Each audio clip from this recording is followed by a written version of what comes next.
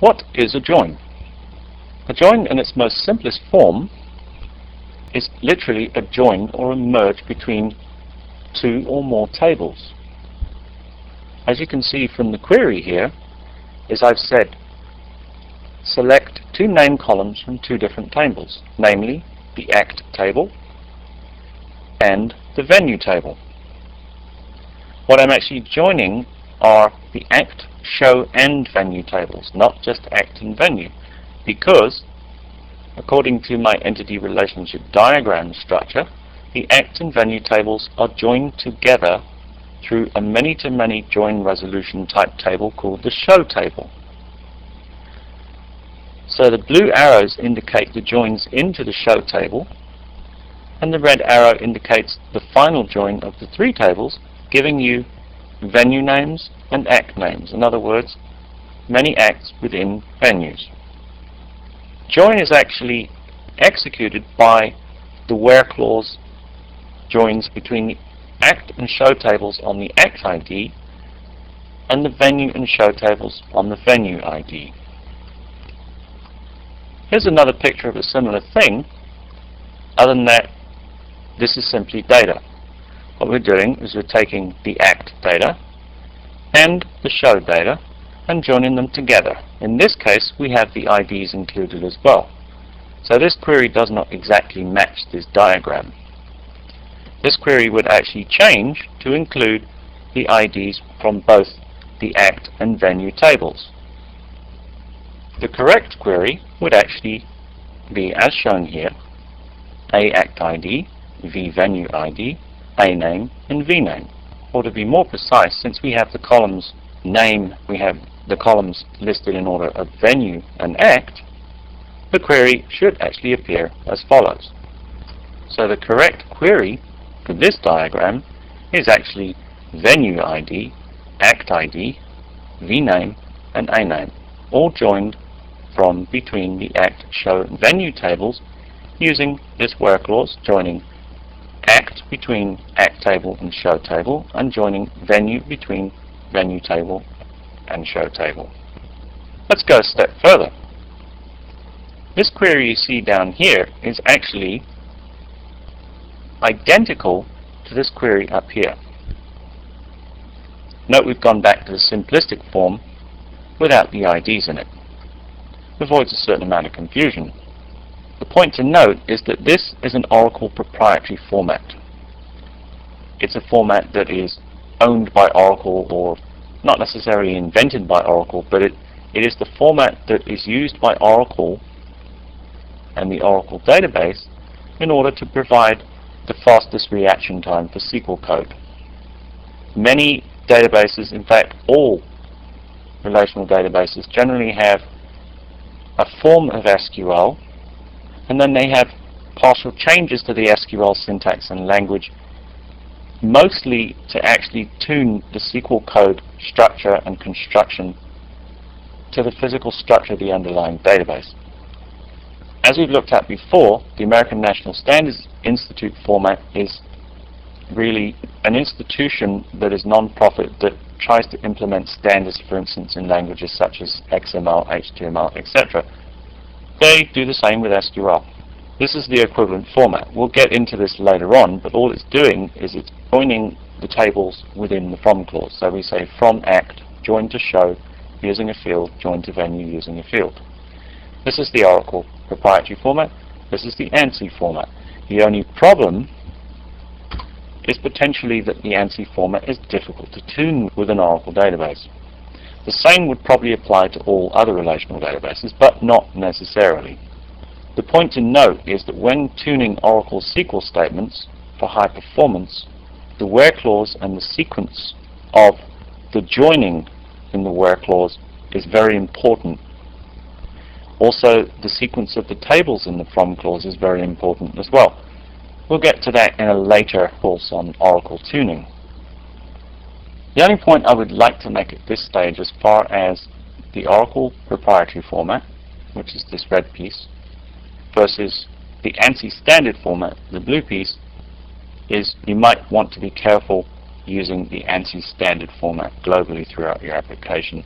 It may be that the ANSI standard format becomes a standard in Oracle in the future release of Oracle? That I could not say. It's a very neat and tidy way of building joins. The code looks good, but it is not necessarily going to be possible to tune it, although that may be different in the future. Be cautious. A quick look at the concept schema. Potentially we have a lot of scope for joins in this schema. For instance, starting with the act, the show, and the venue. The act and venue keys are stored as foreign keys in the show table. There is no direct hook between the act and venue tables. So the only way to stick act and venue together is to join act, show, and venue.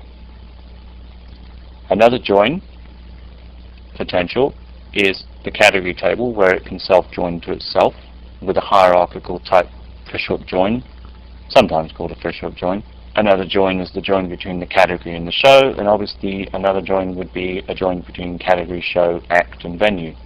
Another join is supporting act and act, where the supporting act table actually contains a duplicate of the act ID, but it is a supporting act of a specific act.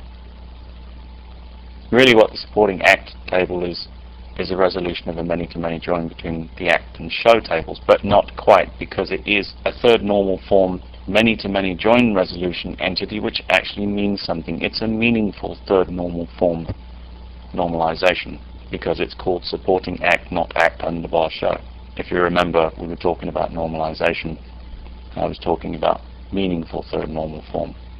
Obviously we can set up joins with ticket and price. We could even set up joins for the whole table set. The two syntax join formats. Let's take a closer look at Oracle's proprietary join format and the ANSI standard join format. Here's a syntax diagram for the join syntax within the where clause of a select statement for Oracle's proprietary format.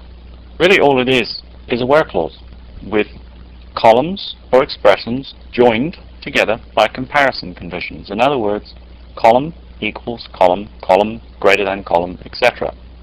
The two little optional plus signs are for coding outer joins. We'll look at outer joins later on. Once again, here's an example of an Oracle proprietary join format select statement. Let's take a look at this select statement. I've typed it into a notepad, and I'm simply going to copy and paste it into my SQL Plus window. Once again, I'm going to set wrap off and line size 132. I'll paste in the SQL statement and we can see it running. Now let's take a look at the ANSI standard join format. This syntax diagram is a little bit more complicated than the last one, the Oracle proprietary format. What the ANSI standard join format does is it places the joining more or less into the from clause, and the where clause becomes simply filtering. We don't want to go too much into the syntax right now, but what you can see is different types of joins: a cross join, a natural join, an outer join, and two other clauses called the on and using clauses. We'll get to those at a later stage. Here's the same query that we ran before, namely this query, but in the ANSI standard join format. I've typed this query into my notepad as well, and I'm going to copy and paste it, and I'm going to execute it in SQL Plus as well. So let's paste it and run it. And as you can see, we get 147 rows, exactly the same result. Let's go back to the syntax diagrams and briefly recap. Oracle's proprietary format. The joins appear in the where clause as expression comparison expression sets, as in this query here, where act equals act and venue equals venue. Or more specifically, a.act, alias by act table, is equal to s.act, which is the show table alias, and similar for the venue. Once again, the plus sign is used to denote the syntax of outer joins. The ANSI standard join format places the syntax into the from clause of the select statement. Again, the where clause is reserved for filtering only as far as the ANSI standard is concerned. We have cross joins, natural joins, outer joins, and inner joins using the using and on clauses to specify specific columns and specific column matches. The on clause is used to qualify a column match, and the using clause is used to qualify a set of columns to match on or to join on. The reason why the on and using clauses are required is in order to qualify column names between tables. Sometimes two tables can be joined on column names which are of different names in the two tables. This is where the on clause would be used. The using clause allows you to specify more than one column. In other words, the using clause would be used for a join where we have tables with composite keys. The explanation for the use of on and using is not always 100% what I've just described, but that is generally how they're applied. Types of joins. What types of joins do we have? We have cross joins, natural joins, outer joins, of which there are three types, self joins, equi, anti, or range joins, and mutable or complex joins. What is a cross join? A cross join is really a Cartesian product. What is a Cartesian product? A Cartesian product is a mathematical term for the joining of two sets or matrices where every element in the first set is matched with every element in the second set. So looking at the diagram, you can see I have three rows here, row 1, 2, and 3. The second set shows me row A, B, and C. The resulting set will be row A with 1, 2, and 3, row B with 1, 2, and 3, and row C with 1, 2, and 3. The Cartesian product is really the multiplication, which is why it's called product, between the two sets to give me a sum of both the rows, or a multiplication of both the rows in the two originating sets to give me a result which includes all matches between both sets. So if I have 3 rows in one set and 3 rows in another set, I'm going to have 3 times 3, which is 9 rows in the resulting set. A Cartesian product or a cross join is not necessarily very useful because it simply takes two sets of data and matches them together regardless of keys or indexes. It's not necessarily meaningful. If you're using Cartesian products and cross joins, you could have a problem with design. The chances are you probably shouldn't be using Cartesian products at all. The results do not mean anything because there's no index matching between the two. Taking another look at the concept schema, why would it make sense to create a Cartesian product, for instance, between the act, show, and venue tables?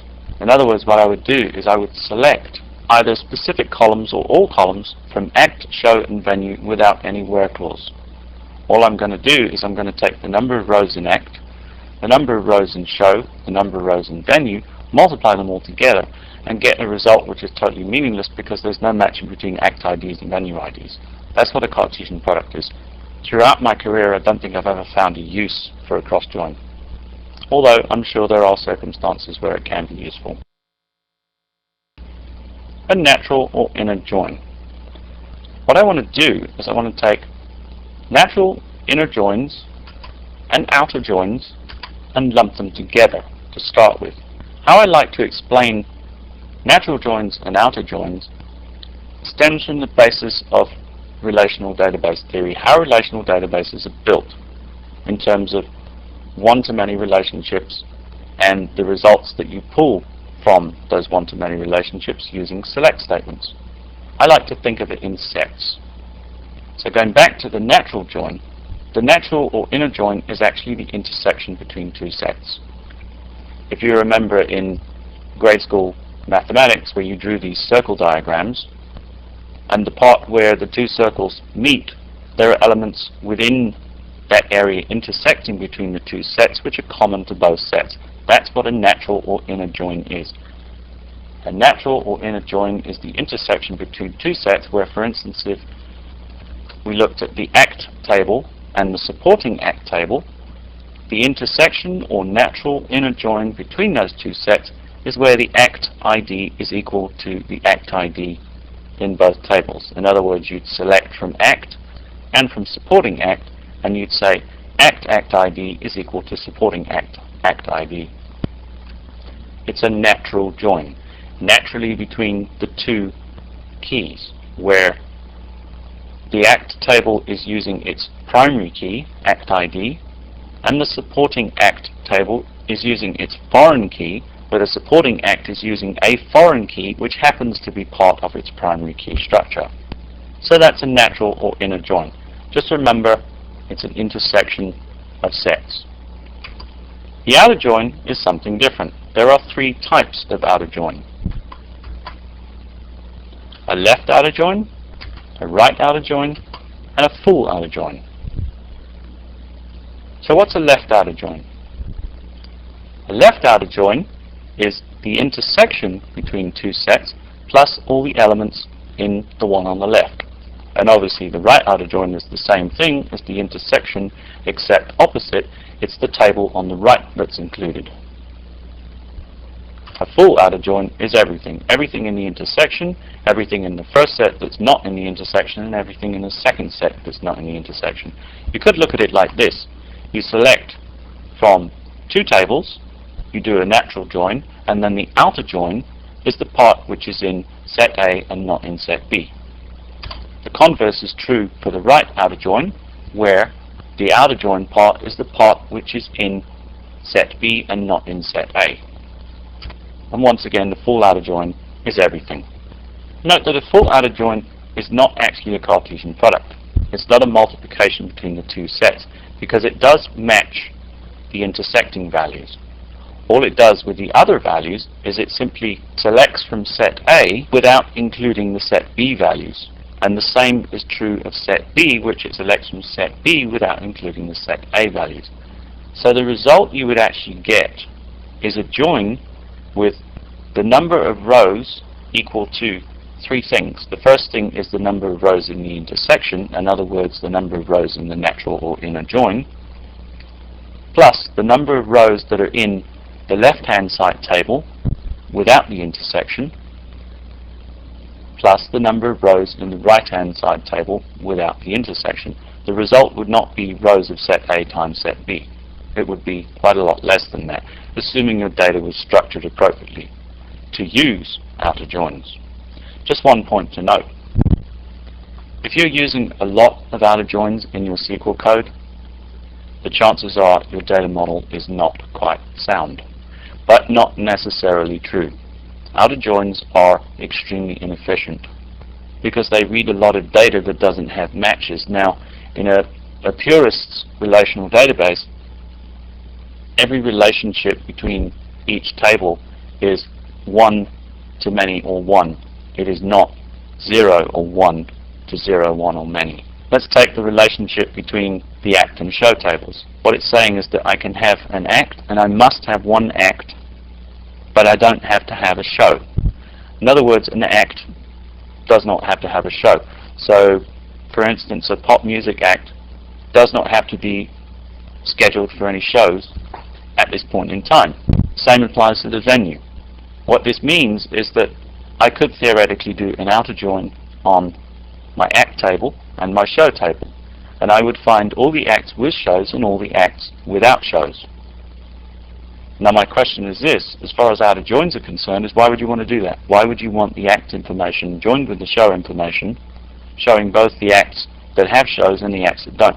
Why not just do two separate queries where you have all the acts that have shows, and then the second query would just list the acts, excluding shows? It's very difficult in practical commercial situation to find instances where you need to use outer joins. If you're using a lot of outer joins in SQL code for your application, you might want to take a look at your data model, although changing the data model is expensive and very time consuming. So that's outer joins. A self-join. A self-join is as it states. It's a join of an object to itself. It's a join of a table to itself. We have one example in our concept schema where the category is listed as having a parent category within the same table. It could be split into two tables. There's no reason why not. You could have two separate tables, one containing categories and one containing parent categories. However, I chose in this data model to put them in the same table. A self-join would simply select a category and then select the parent based on the category. So you could match the parent name and the child name. So you'd have, for instance, a category and a category group. We'll see an example of a self-join later on. It's just important to remember that a self-join is really a join on the same table, a table joining to itself. Equi joins, anti-joins, and range joins. Equi implies equals, anti implies not or negative, and range implies between or less than, greater than. We'll go more into equi, anti, and range joins at a later stage. At this point, I would like to state that equi joins using equal signs generally do exact matches and are faster than anti-joins, which, since they are doing the negative of the equals, in other words, they're searching for something that's not, they generally resort to full table scans. Range joins are generally faster than anti-joins, but a little slower than equi joins because they do range index scans. Mutable or complex joins. The word mutable means subject to change. Sometimes I get confused as to why these joins were called mutable, since they're subject to change. This could mean that they should be changed, since they are over-complex, or it could mean MU for multi-table, multiple table join. A mutable join and a complex join are not quite the same thing, although they're very similar. A mutable join is a join between more than two tables. A complex join is the same as a mutable join. It's a join between more than two tables, apart from the fact that it has added filtering. So a mutable join would be, for instance, as shown in the diagram, a join between the three act, show, and venue tables, passing out some data. The complex join would then apply filtering to that data and perhaps retrieve a few of the rows retrieved from the original mutable join. Very slight difference between a mutable and a complex join. A cross-join or Cartesian product. Let's look at the cross-join in detail. So we stated before that the cross-join is a multiplication between two tables, as in table A, rows 1 to 3, table B, rows A to C. The result of the cross-join between tables A and B would be table A multiplied by table B. That is 9 rows. So rows in join are equal to rows in tables A multiplied by the rows in table B. The cross-join or Cartesian product is effectively a join between two tables where you get as many rows as you possibly can. Cartesian products, or the use of them, is generally a sign of problems with the data model, but not always. Let's take a look at the two select statements. What I'm going to use is called a grouping count function. We'll get to grouping functions later on. The count function simply allows me to select everything from a table and count the number of rows that I've selected. So what it's going to give me is a result on category table of 34 rows and on the show table of 147 rows. Let's verify that. So here's my two count select statements. I'm going to go to SQL Plus and I'm going to copy and paste them in. And I see I have 34 rows in the category and 147 rows in the show table, as seen here. Now let's take this to the next step. This is the Oracle proprietary form of the cross-join wrapped in a counter function, and this is the ANSI form wrapped in a counter function. What I'm doing here is I'm going to select all the rows from category and show into a cross-join, which is going to count all the rows in both tables and multiply them together in a cross product, a Cartesian product. The same applies to the ANSI form. I'm going to get 34 times 147, which is 4,998 rows. Let's verify that. What I've done is I've typed these statements, these SQL statements, into my notepad, and now I'm going to paste them.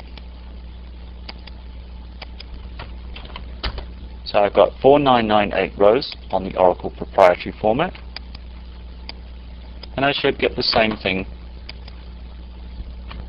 with the ANSI format. I get 4998 rows. So my original counts were 34 times 147. Let's verify that. 34 multiplied by 147 gives me 4998 rows. This verifies the cross-join or Cartesian product.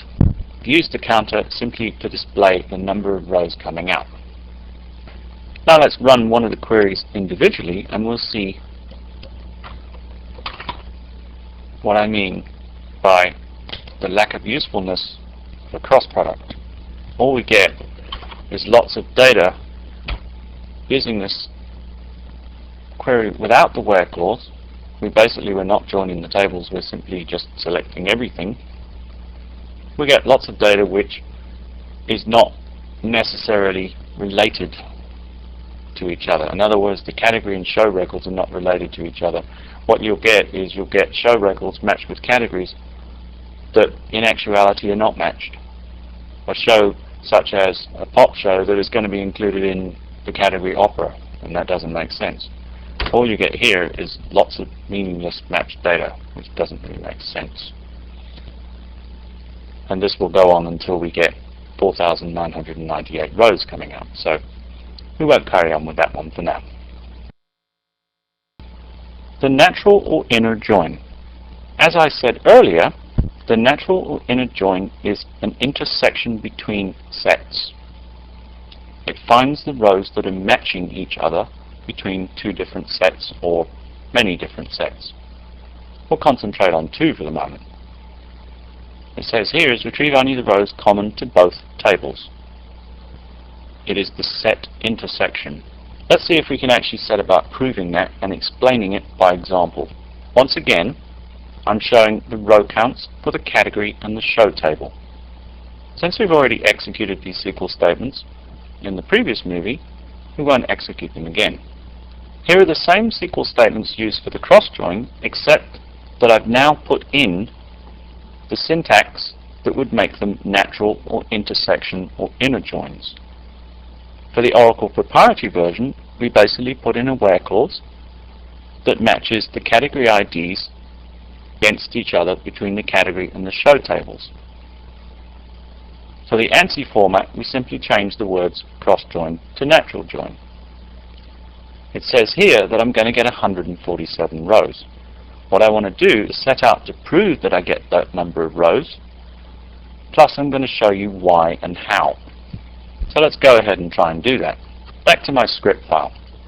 First of all, let's go and run the inner join, or the intersection, in the Oracle proprietary format, and see that we actually get the correct answer. We get 147 rows. Now let's check the ANSI format and copy and paste that. And we also get 147 rows. How do we set about proving that that's actually correct?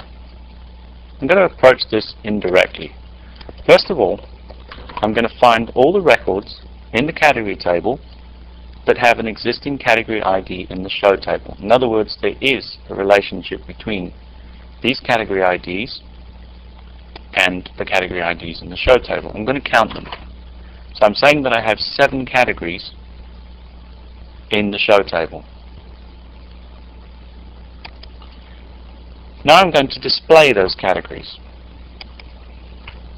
So now what I see is the actual category ID values that are used in the show table. All the other category ID values are not used in the show table. So these are the ones that will establish a match of a one-to-many relationship between the category table and the show table. Now let's run another query. This query here uses a group by and a count function. Don't worry about group by at the moment. It may be self-explanatory when I actually run the query and you can see what it does. What this is telling me is that, once again, these are all the categories in the category table that have an existing category ID in the show table. This simply gives me a count of all those categories in the show table. So it says that I have 30 category 6s in the show table, 34 category 12s, etc., etc. All I'm trying to show you is the link between category and show, in that only these categories exist in this show table. Now what I'm going to do is I'm going to count all those categories in the show table that exist in the category table. And all this command does is it goes and counts all the show records where the category ID is existing in the subquery, which is the category ID in the category table. And I get 147 rows. So we've actually introduced a new concept, the group by. We've seen something that we've seen before in terms of subqueries using in and a subquery. These will be covered at a later stage. The point I'm trying to show here, I've just proved that I have 147 records in the show table which have a category ID, and that category ID exists in the category table. When I ran this group function, I took all the category IDs in the show table and grouped them into the totals within each category. If I were to take all these numbers and add them up, they will add up to 147. We can actually prove that quite easily by copying the numbers from SQL Plus and, for instance, going into a spreadsheet, pasting the numbers into a column, and then summing them up. And we get 147 rows. I could have done the same with a calculator. The point should be made by now showing how the intersection or natural inner join actually functions, in that it only connects between the category and show table based on values that exist in both. That is what an intersection is. Now I'm going to explain the using and the on clauses. Note that the using and the on clauses apply only to the ANSI standard join format. They do not apply to the Oracle proprietary join format. The using and on clauses facilitate altering the automated matching of columns between tables when doing joins using the ANSI format. The first one I'm going to explain is the on clause. In order to explain it properly, I'm going to make a change to my schema. What I'm going to do is I'm going to change the name of the supporting act ID field to supporting act ID. What I'm trying to do is I'm trying to make the names of the act ID different between the act and the supporting act table. You can do this by running a command such as this. And here is a description of the on clause. It says here that you use the on clause when joining two tables where the join column names are different. So originally, if this was called act ID, I would not need to worry about the on clause. Since they are different, when I do a join between the act and the supporting act tables, since they're actually the same fields, I would have to specify using the on clause that these two fields get matched together, because without this on clause the ANSI join statement will not be able to match the two fields at all. This is the Oracle equivalent of this ANSI join format statement, where we simply have a where clause. Let's run this. I'm back to my notepad. Let's execute this query without the on clause. So let's first of all describe supporting act. I can see that my field is no longer called act ID, but it's called supporting act ID. Let's paste this portion of the query in without the on clause. I get an error. Even if I change this and place the natural join keyword in here,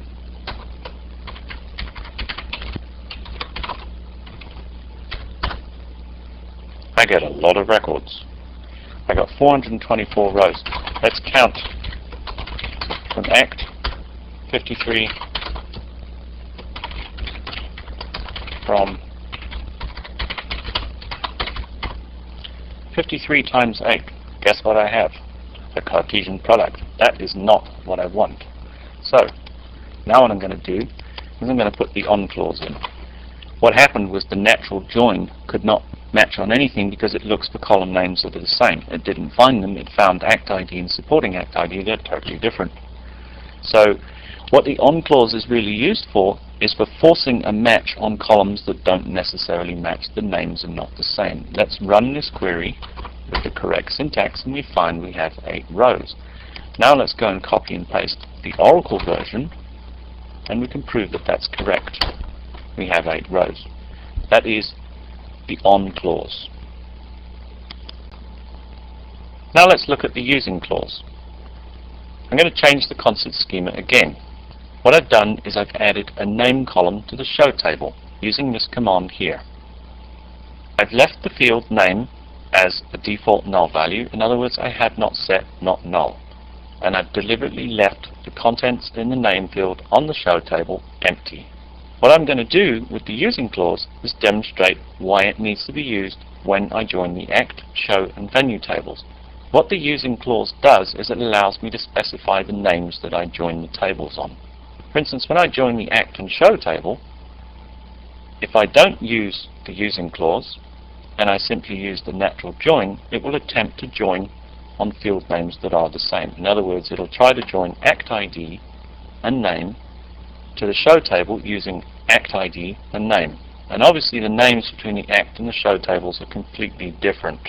So I would use the using clause to match act ID and act ID and make sure that it did not attempt to match on name as well. So let's go and add the column to the show table. Let's take a look at the show table and we can see we don't have a name column there. So I will copy and paste and I'll add the name column and I'll once again describe the show table. And I can also see that if I select count from show where name is null, let's say is not null, I get 0 rows.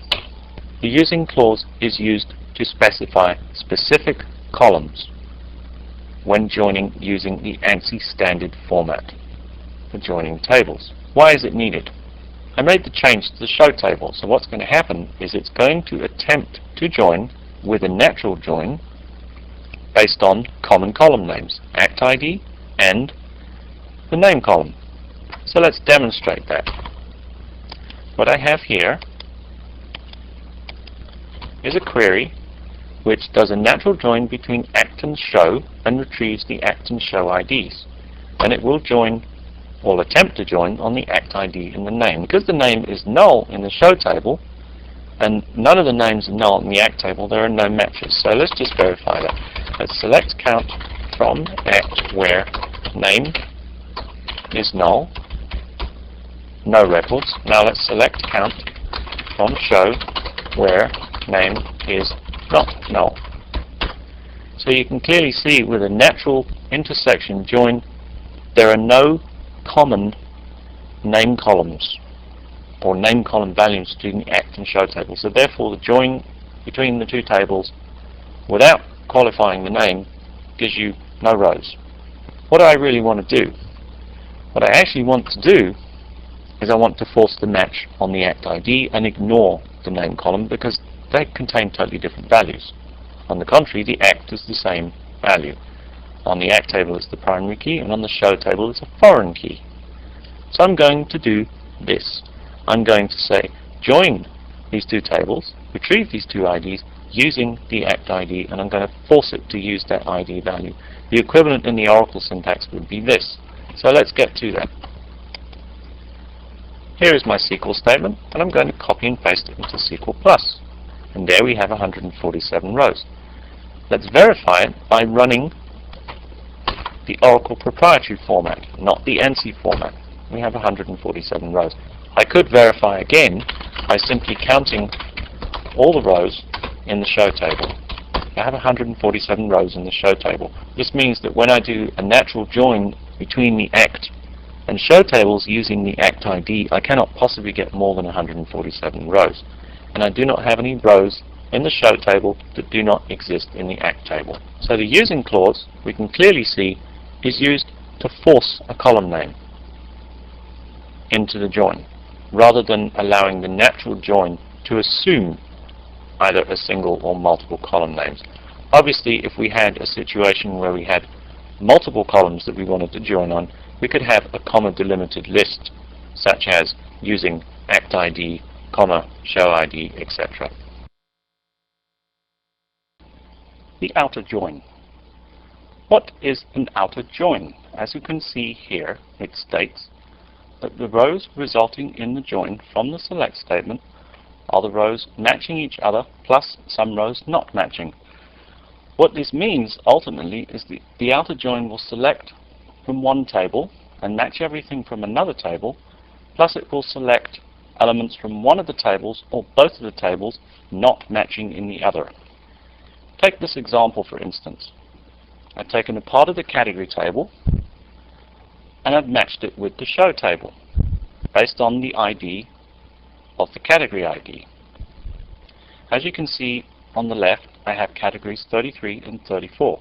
On the right, I have a list of shows with category IDs of 33.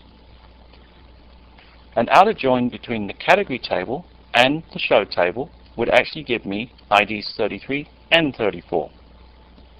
The result is that we have all the shows for category 33 plus a category 34 with no show date. An outer join selects data from the category and the show which match, plus any records from the category table which do not match. In other words, categories that do not exist in the show table. As you can see, we have 34 ski passes, which is not evident in the show table on the right. Let's get to the details. There are different types of outer join. The first one we're going to look at is a left outer join. If you remember the previous diagram where we looked at a natural join, which was an intersection between sets, here we have an intersection plus the part that is in one set and not in the other. That's the left outer join. Here we have two examples of left outer joins. The first one is the Oracle Proprietary format, and the second one is the ANSI standard format. As you can see, the Oracle format has a little plus sign in parentheses.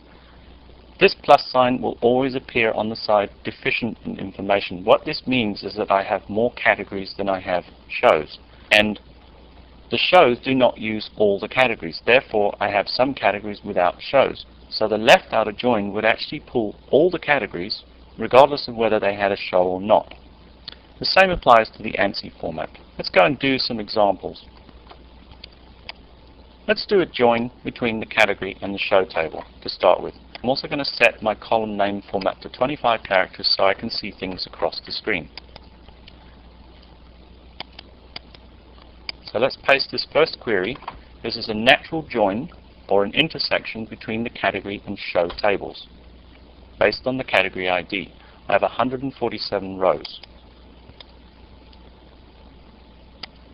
Now let's do an outer join or a left outer join between the category and the show table. This is the same as the example I previously shown here. I'm going to copy and paste this into SQL Plus, and now I get 174 rows returned. Note how ski passes has no show date. It basically has no information for the show table.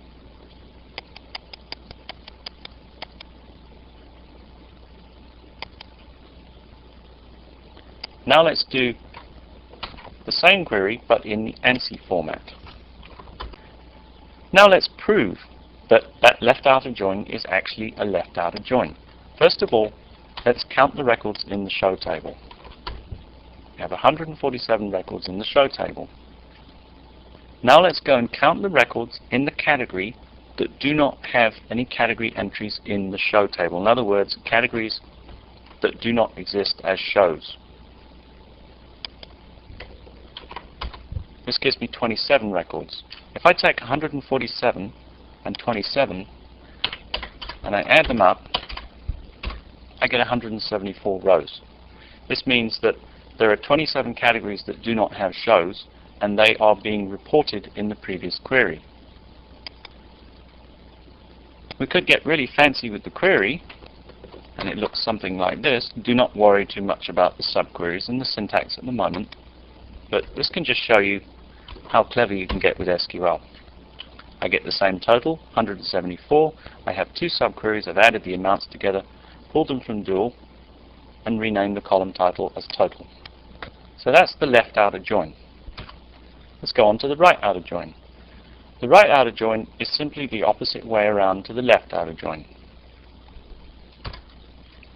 Now we have a different example, and you can see that the plus sign in the parentheses is on the other side of the comparison condition in the where clause. The ANSI format simply lists right outer join instead of left outer join. It's important to note that I could have simply changed the order in which I retrieved from these tables in the left outer join example and called it a right outer join. I could simply have taken s.category_id and placed it on the left and c_category_id and placed it on the right. I could have done a similar thing with the ANSI form. But we'll stick to another example. Now let's go and look at some examples for the right outer join with this statement we have here. So I've got my script again. I'm going to do the natural join between the act and supporting act table. I get 8 rows. Now I'm going to do an outer join. Remember, right outer join, the left side is deficient in information. In other words, there are more acts than there are supporting acts. So I'm going to find a lot more acts than I do supporting acts. I get 59 rows. Let's go back to the script again, and we'll just run through with the ANSI version. I get 59 rows as well. Now let's go and prove that right outer join. I'm going to do the same process I did with the left outer join. I'm going to count the rows in the supporting act table. I have 8. I'm now going to count all the rows in the act table which do not occur in the supporting act table. I have 51 acts with no supporting acts. Now I'll do that same long query, and I'll simply add the numbers together, and I get 59. As you can remember, my original outer join, right outer join, contained 59 rows. Now let's go and look at the full outer join. As you can see, the full outer join simply selects everything. However, note, a full outer join is not a Cartesian product. It doesn't take every row and select every other row in the other table. Also note another important point: you cannot execute a full outer join in the Oracle proprietary format. As a side issue, I wouldn't recommend doing full outer joins. It's very, very unlikely that you would actually need to execute a query like this. It may be better to break it into parts. It would be a lot more efficient. However, that's besides the point. The full outer join selects the intersection, plus all the rows in the first set, not in the intersection, and all the rows in the second set, not in the intersection. The point is, it doesn't join them all together. So it's definitely not a Cartesian product. So we don't really need to display an Oracle proprietary version of the full outer join because, as I said, it doesn't exist. Here we have a full outer join, in fact 2 full outer joins between 3 tables: the venue table, the show table, and the act table. Note how I've used the on clause to force the use of the matching between venue ID and act ID within the different joins. Let's look at some examples. So, let's do that join we had displayed.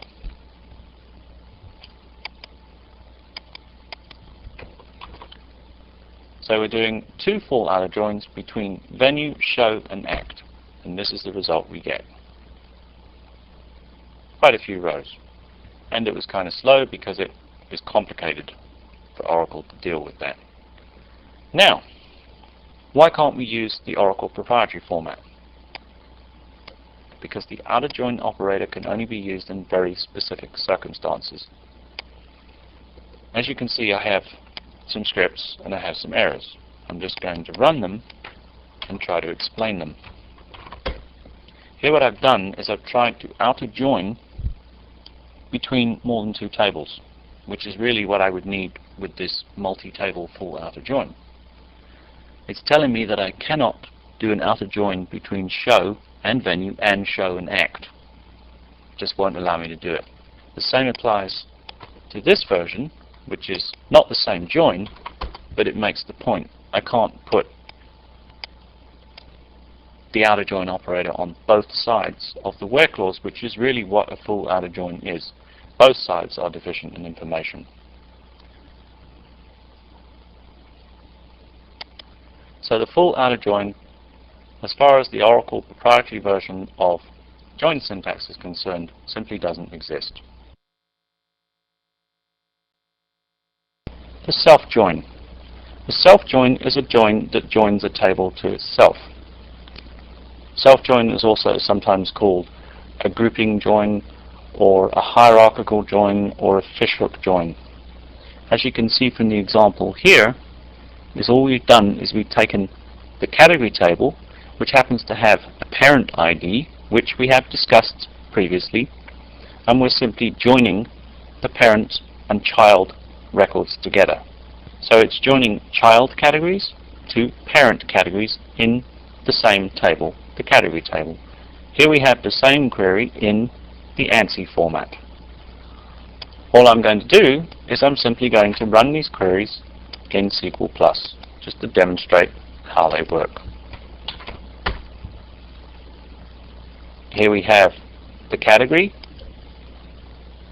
with, say, the parent, concerts, and all the concerts, all the sporting events under sports. Now let's simply run the same query using the ANSI format and paste it. We get the same result. So a self-join is simply a select statement which joins a table to itself. Equi joins, anti-joins, and range joins. These types of joins are not effectively joins in themselves, or join types, but the way these joins perform and the way they behave are affected by the comparison conditions they use, namely equals, not equals, range searches with greater than, less than, or between, and also in and exist can be categorized in this section as well. Let's go through them. An equi join sets an expression equal to an expression, or asks if an expression is equal to an expression. This is very fast. Why? Because it finds an exact match on a single record. It goes straight into an index and finds one record with 4 discretes through a B tree, uses the row ID to go to the table, and finds the exact record. It's the fastest method of searching, and obviously the fastest method of joining. An anti-join is a negative. What it's saying is, I only want to find rows that are not equal to something. The result of this is it does not use indexes, and it does full table scan. If you've got small tables, no problem. If you've got a huge table with 1 million rows, you could be finding one record and reading 1 million rows. That's very bad for performance. Range joins. Greater than, less than, greater than or equal, less than or equal.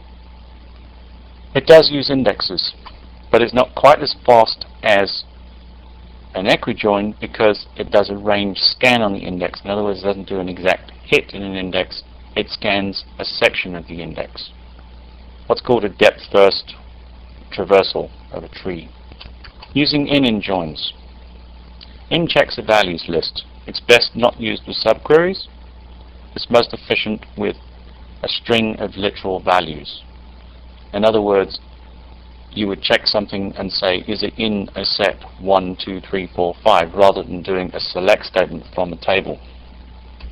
You really need to avoid the use of the keyword not, because that will do exactly the same as the anti-join. It is effectively an anti-join. It avoids indexes and runs full table scans. Exist is more efficient than in certain circumstances. We'll get onto correlated subqueries when we get to the subqueries section. The reason why exists is more efficient are twofold. The first thing that exists does is when it finds what it wants, it stops searching. In doesn't. The second thing is that exists will allow you to match indexes in a subquery against an index from a calling query. So therefore it will use indexes in the calling query and the called query. So it's faster than in.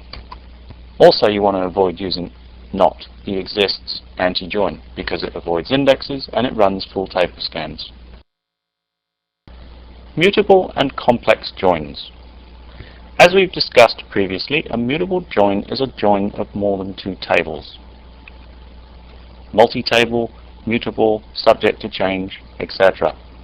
Here's a three-table join between act, show and venue. The act ID is linked with the show, and the venue ID is linked with the show from the venue table. The result is a join between the act, the venue, and the show, giving venue names and act names.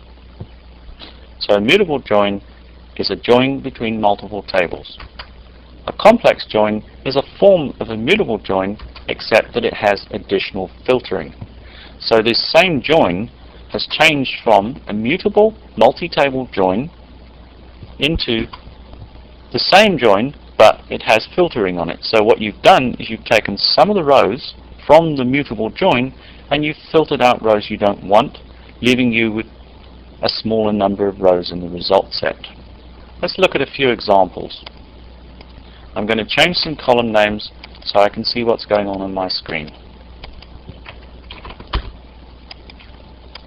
Now let's try a mutable join.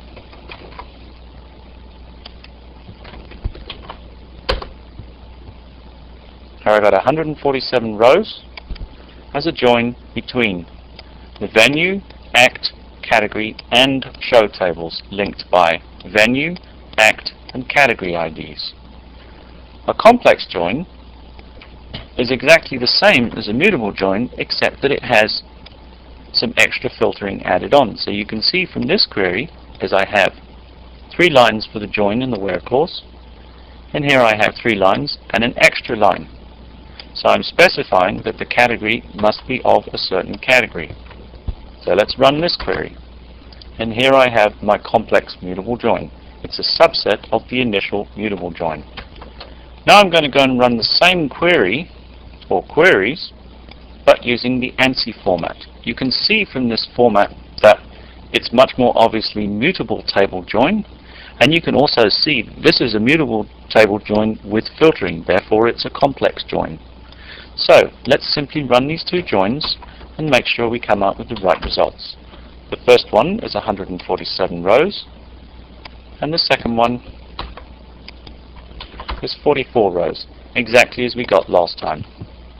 So what's the big deal about calling them mutable or complex joins? The fact is, the more tables you put into a join, the more complex it is to tune it. In the past I have seen some applications with tables with up to 15 tables in joins, and sometimes even more. Queries like that are more or less absolutely impossible to tune, and they can actually kill an application completely. They can kill a company. The best way to write SQL is to keep it as simple as possible. Other than that, any further discussion on tuning of mutable and complex joins is really part of SQL tuning, and that will be covered in a later course.